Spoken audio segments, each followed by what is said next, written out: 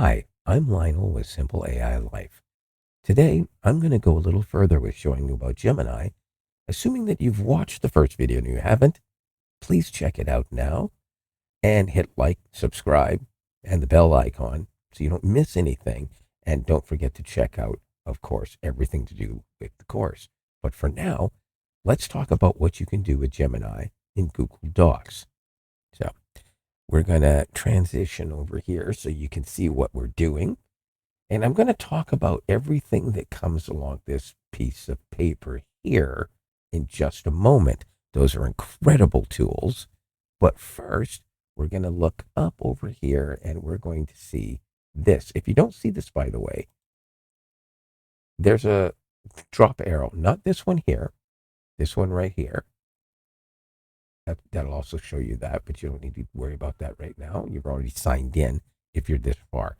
If you haven't, sign in. And if you don't have the account, again, go back to the first video. Explains everything. Come back here. Bookmark our page. Hit this button and you get your sidebar. This will allow you to ask it questions, to give it ideas, and it will refine this for you. So I'm going to give you a quick example. Unfortunately, I have to type this, not just speak it. It's something I'm really hoping that they're going to put into a future version because obviously if you do this on your phone or your tablet, it works. But a lot of people may be doing something like this on a desktop and tend to be printing out something. So let's think about this. Okay, I need an idea. Oops. I could spell it right. Idea for a 60th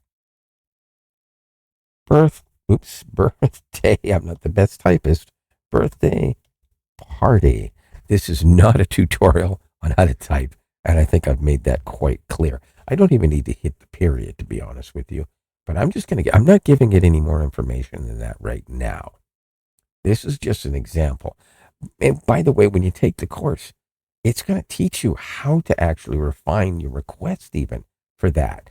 So here we have, here's a few ideas for a 60th birthday party. This is your life, rose, playful, personalized, decades theme party, elegant dinner gala. I like the idea of that one, especially if somebody else is paying for me, but it's not going to happen. So travel destination theme, also great. Hobby or passion celebration. A lot of people would love this, but see, these are ideas I probably wouldn't even come up with. The Decades theme party, however, is entirely my cup of tea. I've always wanted to have a party for a birthday party where somebody said, okay, we're having a 70s theme party and nothing but discos playing, or an 80s theme party and all of that fancy schmancy drum work. What do they call it? Gated reverb. That's it. Yes. I'm gonna get the idea. I want the decades. I like the decades idea. And again, you are talking to an AI, so you don't have to explain the whole thing because it specifically says that there. So when I hit this button, it's automatically gonna know what I meant. The decades theme is a fantastic choice for 60th birthday, as it allows the guest of honor to relive their favorite eras.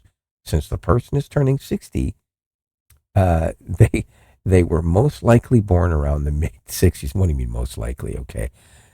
Yes, AI sometimes says a little bit weird things. It's pretty obvious that it's the mid-60s. The most popular decades to focus on for this age group are 60s, 70s, 80s.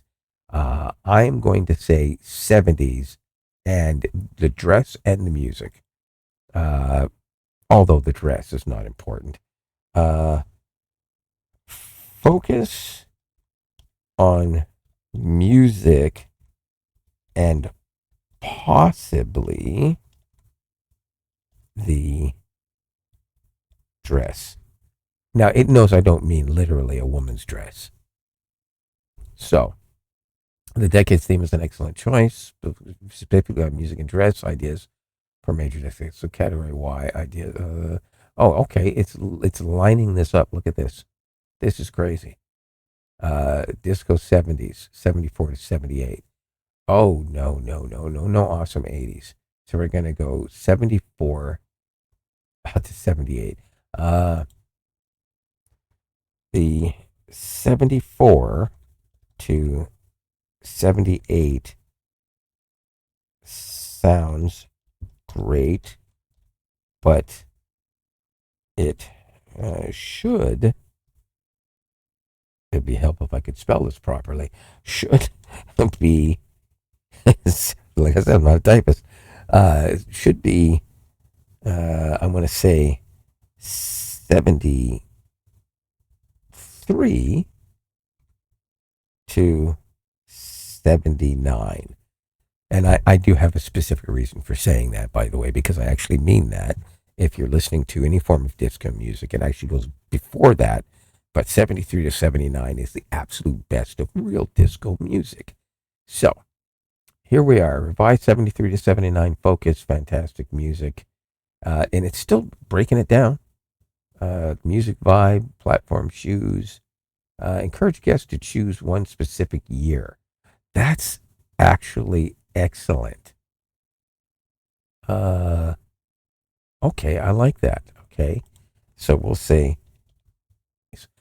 there we have it. Okay, disco music and dress ideas, revised for somebody focus and dress code.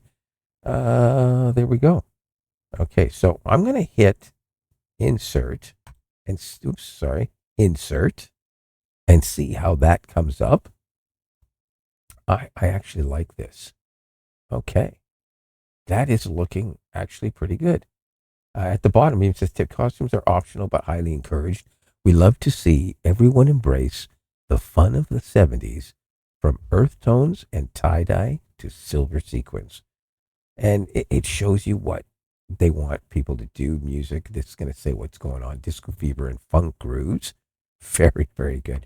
But also the beginning of stadium rock and new wave artists. And this is so good. A lot of people say, oh, disco, they automatically go with arena rock or disco. And or maybe they go with funk because that's what they were listening to. But people forget that there was a lot of different types of music that were popular in the 70s. I like them all. So I would love to hear all of it, the funk, the arena rock, and the disco. And this would be a great party for me. So this is all good here. But what does this do? Is this something different?